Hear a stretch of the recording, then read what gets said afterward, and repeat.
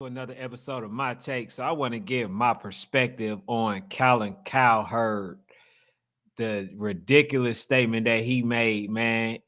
I could just throw up in my own mouth, man. The whole thing is this is what privilege look like.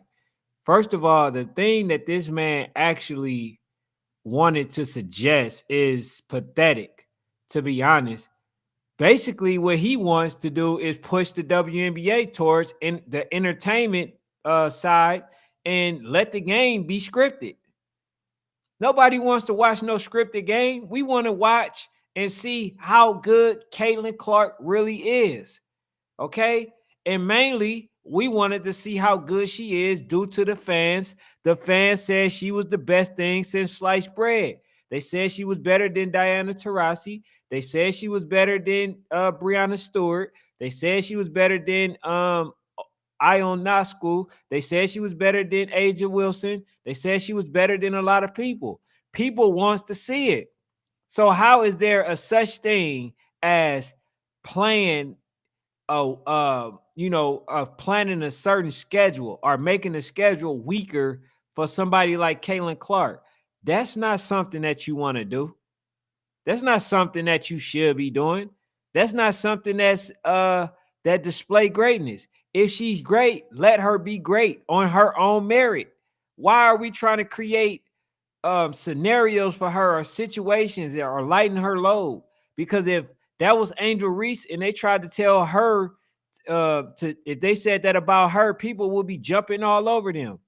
That doesn't make any sense for this man to come out and try to suggest that the WNBA got it wrong due to the fact that they didn't make her schedule weak. Now that's a weak statement. That's a weak state of mind. Like all it takes is for her to do everything that she's supposed to do, and she should be all right. Right now, that's not the case because people are, trying to get their feet wet as well. They're trying to get their credit, their recognition as well. Nobody wants to work that hard just to give up or give over, their shine that they work to get to the same place for. Nah, that's not going to work. You know what I'm saying? Colin Cowherd is his suggestion to me was very amateur. You don't do um, you don't lighten the load for one player just because she's bringing a lot of attention. His way was basically not making sense to me, and it's not the way that you can actually grow the league. So I'm gonna go ahead and play what this man said under the guise of fair use, and y'all let me know, am I tripping? Because basically he just want people to hand over the keys without her ever earning, the position of, being a WNBA great. He just want people to just not play as much defense. Or you gonna see it, man. I'm about to play it right now. I'm about to play what this man said, man. It's ridiculous if you ask me. This man basically want people to get to hand over the keys for this one lady. And there's so many ladies in the WNBA that are better than her, that has the same amount of talent. They just got to get the same amount of viewership, the same amount of attention, the same amount of TV play, all that will help them as well. You feel what I'm saying? So I'm getting ready to play this video of what Cowherd said, and to be honest, man, I think it's disgusting. I think what he said, it basically will make you ask the question: is it scripted? You see what I'm saying? It'll definitely Get make you Messi ask. paid. Get Beckham to LA. Get Caitlin Clark an easy schedule. WNBA, you got to do better. You got to help Caitlin Clark. 28th year of the WNBA. I'm They gonna have play it never again. had a player either good enough or interesting enough to drive marketing, revenue, and TV ratings so that the entire league can fly private. But Caitlin Clark, who's never played until a week ago in a WNBA game, is the first player that appears they're banking on her. And I say banking literally. They're literally going now to private flights for 2 years. So they finally have this moment. Don't put Caitlin Fair Clark up use. in the first 4 games against New York twice and Connecticut twice. And the question I have to ask is why? If she as good as everybody's giving her credit for, what is the problem? Wouldn't that have been a beautiful statement to make if you play somebody and you at least get 1 out of the 2 games? You know what I'm saying? It's only 12 teams in the WNBA. But why are we just banking on her? That's where the problem lies. I keep telling people, whoever they marketer, they need to fire them, because basically what they should be doing, and I'm not just saying it's Caitlin Clark, it's Angel Reese as well, right? These are two players that are tied together. Believe it or not, they are tied, okay? What they should have been doing, they should have used both of their celebrity to spread the vision and to spread the exposure amongst the whole entire league. That makes sense.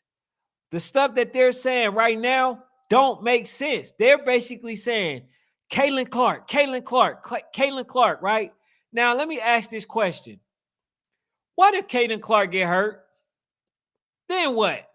The eyes go off the NBA, the WNBA. I'm sorry, I keep saying NBA.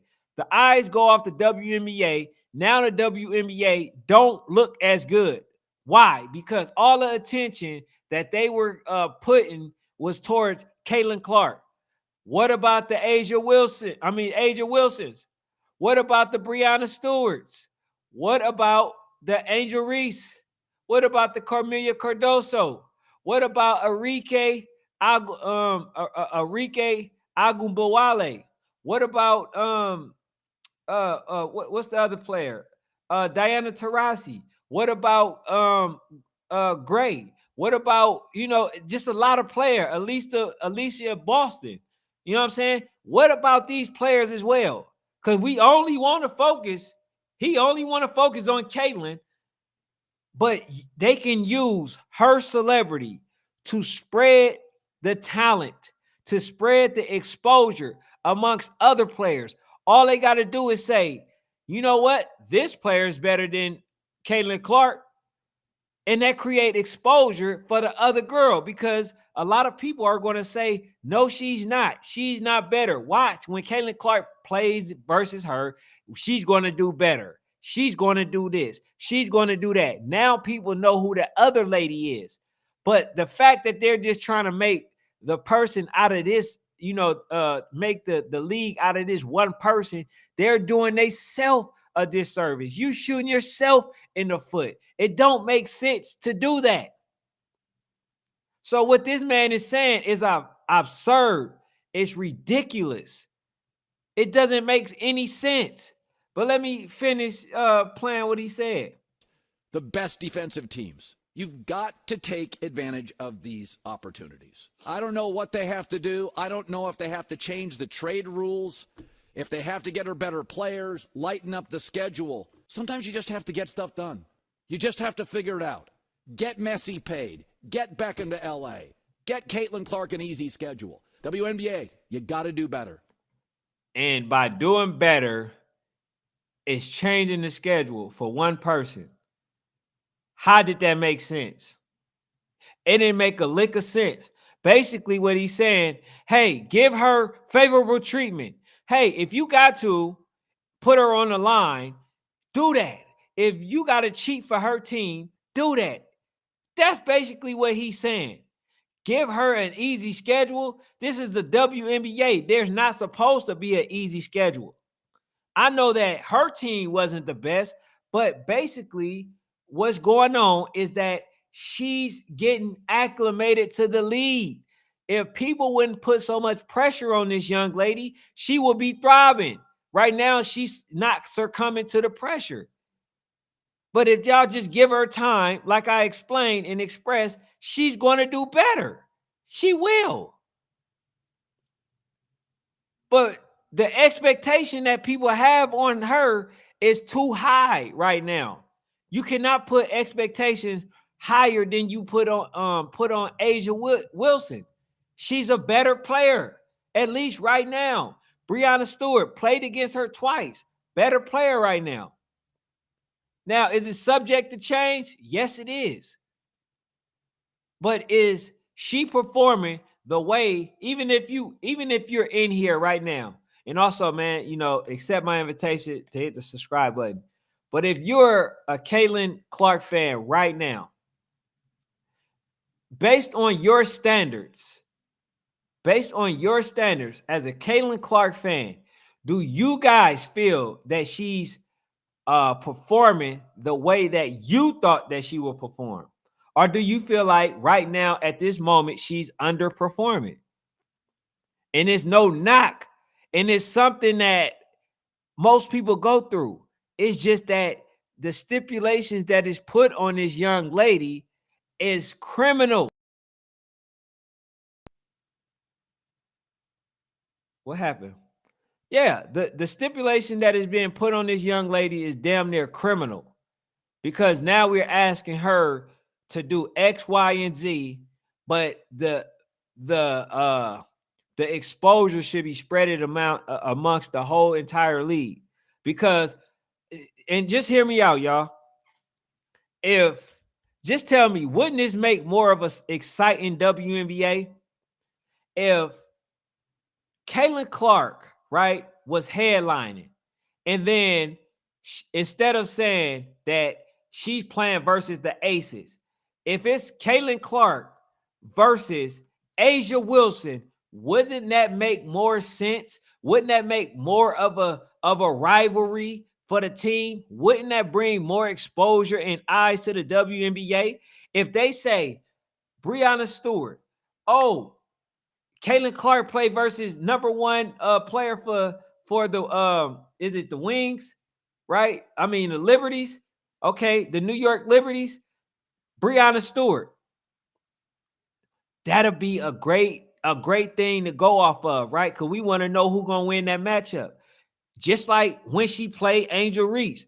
Oh, two rookies playing it versus each other. Who's going to get the victory? Who's going to outperform the other? The same with Gray. The same with all these other players. It makes more sense when you do it that way. Demetrius Wilburn says she needs to come off the bench. She looks small. Need to bulk up. Now, I'm not going to say put her on the bench, but one thing I am going to say is definitely take the stipulation off of her and definitely take away GOAT status, because I tried to explain to y'all. A lot of people mistaking it for hate. She wasn't a GOAT. She was one of the best players ever for high school. I mean, for college, but she was not the GOAT. I don't think that she was better than Cheryl Miller. I don't think that she was better than Cheryl Swoops. I don't think she was better than a lot of people. You know what I'm saying? I just think for the most part, she was a really good shooter. She was a difference maker for her team. She was just that type of person. You feel what I'm saying? But when you as a fan just crown her undeservingly, and then she performs this way, people gotta rub it in your face, because the way that people are addressing people that like Caitlin Clark, they're saying that she's a delusional fan. They're delusional fans because they expect her to come in and do the unthinkable. And the cold part, if she continues to play like this, I don't even see her winning Rookie of the Year. And I'm just going to be honest. This is not a popularity contest. This is a performance contest. This is winning, getting a job done type of contest. This is, showing that you belong and that you amongst all the rest of the top tier plays type of competition. This is the WNBA where all of the top women is supposed to be performing at. You see what I'm saying? So I'm just saying, man, when it comes to judging a player, always give them time. You know what I'm saying? It's just like LeBron James. When LeBron James first came into the NBA, he started playing. People was talking about how good he was, right? When he came into the WNBA and instantly started performing, I actually became a LeBron James fan.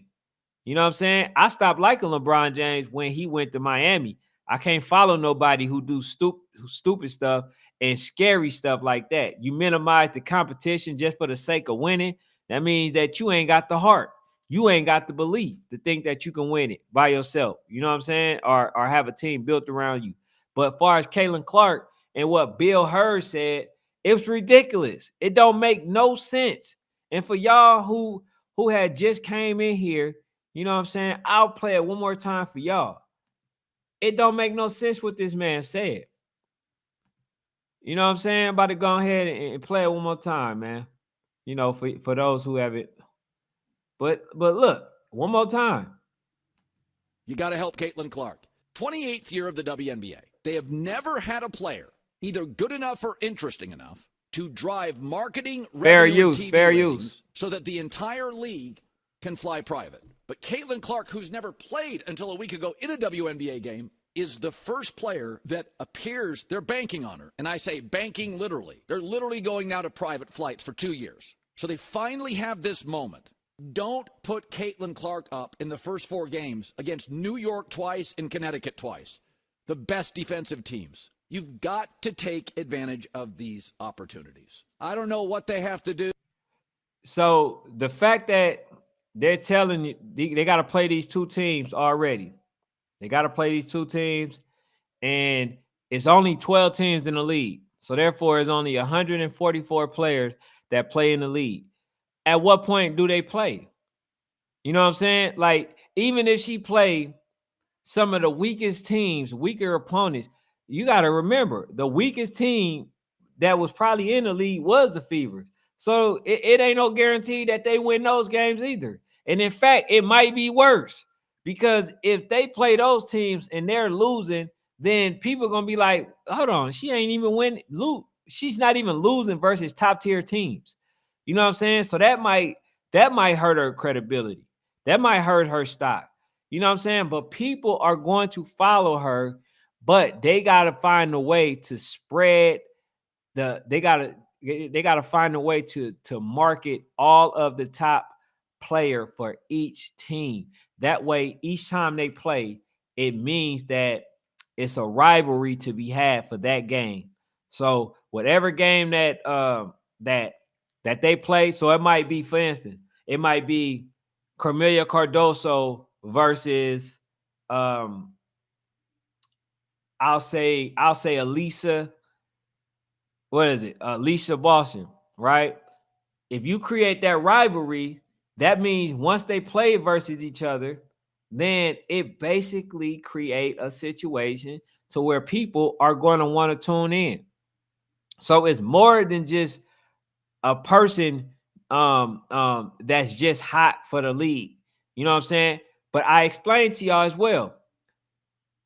The success of the WNBA does rely on Angel Reese and Caitlin Clark. These is very essential for these 2 teams to be successful. So I am with Colin Cowherd. I'm with him. I want to see Caitlin Clark win.